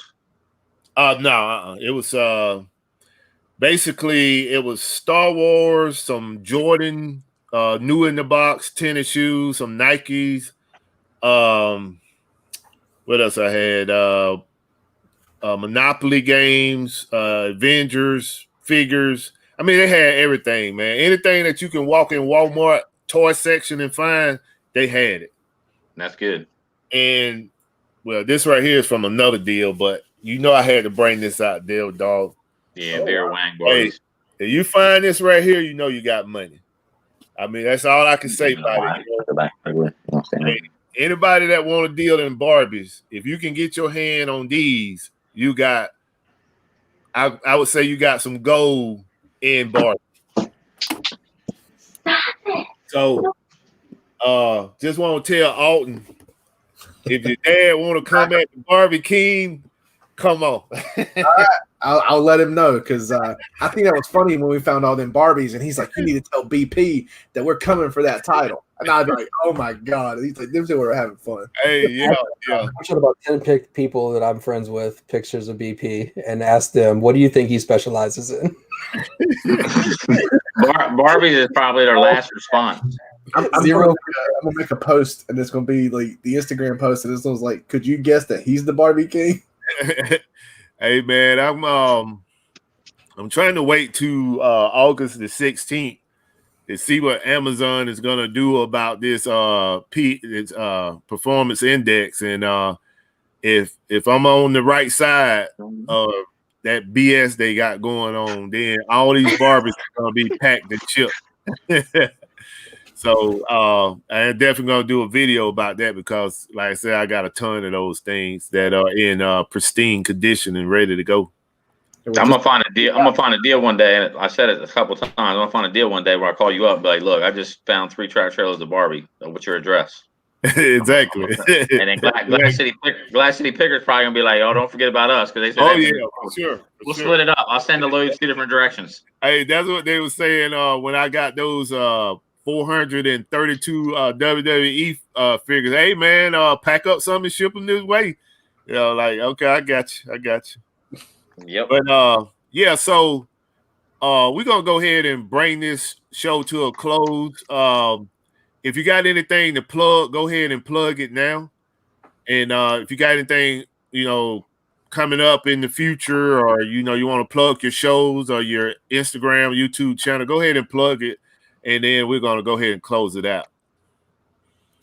I don't do YouTube yet. I'm considering it at some point, maybe. But I'd like to plug autism awareness, if we could. My grandson is autistic. Right. It's something that we're starting to see more of. Nobody's sure really why, if it's just diagnosis or what. But, anything you can give to help with research and treatment, and it's a lot on the parents. So anything that we can do to try to make people's lives a little bit easier, I think, is important. So our youngest in our household is autistic, so I feel you on that. Yeah, that's why you need to go and get that YouTube channel started, Bill. Absolutely. So you can push it, and that way you can start doing drives off of your channel. People can donate directly, and I know you watch RV flips and garage flips. I mean, they do the same thing through their show, and they take that money and directly to the organization and make a donation. I mean, that's could be an avenue that you could travel when you get ready to start your show. Yeah, I appreciate that. Yeah, you got it, man. Don't wait. You got it. Go for it. You got to jump Hire your personal assistant. Yeah, that's what I need. I need me a personal assistant. My ain't worth his weight half the time, but he's a good boy and I love him. So I gotta keep him around. That guy is super loyal. I'll tell you that. I mean, I've got some when I stuff first talked to that dude, he didn't even tell me he was Dale Dog assistant, work for him. I mean, he almost presented himself as if he was his son. I mean, I was like, when I heard, oh yeah, Mr. Richard, I work for him. I'm like, huh? I thought you were his son. Oh no, I'm not his son. I was like, oh, okay. Well, I tell you what. So with him, and with him, think about how many 19-year-olds are actually into what we do. There's not many. I mean, there's not many. I haven't met many. But he's actually going to college to get a business degree right now, and then he's working for me, basically getting a degree. He's getting the full circle of this whole business aspect. No matter what business he goes in, he's got his own little fishing brand shirts, and I'll plug that for him. It's Cooper Fishing. If you Google Cooper Fishing, he sells shirts and decals and that kind of stuff. He's big into fishing. He still says he can beat me in fishing, which I told him he can't. And he don't want to step up his game. He likes to talk basketball with me, and I told him I don't play basketball. Do you have one of his shirts, Devil Dog? Yeah, I've got one in the closet. Okay. Next time, I mean, just bring it on, man, and show it. Yeah, but he's so he is he's a good boy. It seems like whenever we get really hard work, he's always on vacation. That's just good time. That's just good timing. Good timing on his part. But he's getting a really good education. So if he keeps the motivation up, I mean, he'll be at my level probably by the time he's 25 or 26 years old. Right. That took me to the time I got to where I'm at now in my 40s. But I guess if I'm going to plug something, I'm almost to 500 subscribers. I'm like 22 away or something. And when we get to 1,000, we like to give a lot of giveaways just because what we do. When we get to 1,000, we're going to give a giveaway that no YouTuber's ever done. So once we get to 1,000, you want to make sure you're a subscriber because you might really like the giveaway. I'm going to do it at 1,000 if you win it. Right. Hey, if anybody that's in the chat listening, make sure you go to Devil Dog Treasure Hunter and like and subscribe his YouTube channel. And make sure you share that with your friends as well to go and like and subscribe. We're going to try to push Devil Dog up to 1,000 subscribers. I mean, this guy has so much information to offer people out here in the resale world. Please go out and support his channel. And you got anything you want to plug? Yeah, well, actually tonight, the last couple of weeks, me and the kids have been really wanting to push this beyond the hustle, like the things you want to do with your family. Well, for us, we are still a gaming family. So we are actually going to be on the same name as Addicted to Hustle, but we're going to be on Twitch tonight, starting around 11 o'clock. And we usually do like a late night stream hangout. It'd be nice for everybody to come over, hang out, say, hey, even if it's just stop by. But, it's a good thing for the kids to kind of get into. I think tonight we're working on achievements for Fortnite, unfortunately. So some of y'all might not be into that, but it's a good time with the kids. You might hear some funny stuff go on. You never know. But what time? About 11 o'clock. Okay. So I'll try to tune in. Yeah. So you can follow me through Twitch, YouTube, Instagram, all in the same name. We try to keep it easy for everybody. So it's fun. It's a good time, and that's what we always look for. Yeah, if I come through, I'm definitely give you a shout out, man. So Absolutely. Only thing I have is I just want to let everybody know that I do have a community page on Facebook for resellers, and that page is open for resellers to promote, advertise, whatever they got going on in the resale world. I mean, you don't have to ask me for permission. You can just post it. And I need people to go there and join and use that page. It's there for you. It's not just for me. It's for the whole resale community. I actually went in there and changed the name just in case people got confused that it's not Buffalo Picker page. It's the Buffalo Picker community page. So for resellers. So make sure you go there and advertise your information, join. I think if you have a problem joining, then it's a bug, but I'm not preventing anybody from joining that page that is a reseller. The only thing that I ask is that, we don't do no politics on there and we don't have any type of hate messages or whatever. I will go in there and take that stuff down. But if it's dealing with reselling, please take advantage to go out there and use it. I am coming out, and I've been hearing the messages from a few people that follow me on Instagram. I am coming out with more videos. I'm just trying to get everything in order so I can kind of be ahead of the game with the videos, so I ain't constantly trying to pound out 2 to 3 videos a week. So I think I'm going to release my first video on Monday, and then I may come back on Friday of next week and release a second video. I have about 5 in the teal right now.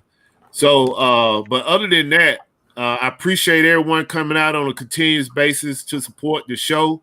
I appreciate the people on the panel.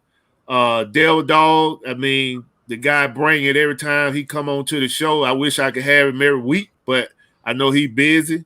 I appreciate Bill for taking time out to come on the show. Like I said, Bill, from day one that we met through the social media, me and this guy has talked every week. And, Bill, anytime you need me, man, I'm there, man. So don't hesitate. Don't even second guess it. Just send a message, And Alden, I thank you. And I want to let everybody know Alden is going to be a permanent member of this show until he's tired of being here. Appreciate what he brings to the show as well. Glass City Picker should be back next week. I think they're going to do a show next Tuesday. So with that being said, still a nation.